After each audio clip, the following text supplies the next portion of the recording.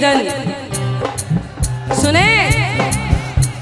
अच्छा, रैली में बजाते हैं, कैसा लगता है? मजा जाती है? अभी कैसा लग रहा है लाइव सुन के? अच्छा लग रहा है? शेयर मारोगे तो वीडियो बना के शेयर मारना, ठीक है? बोले सियावर रामचंद्र की जय हो, पवन सुत हनुमान की जय हो। दोनों हाथों को उठाकर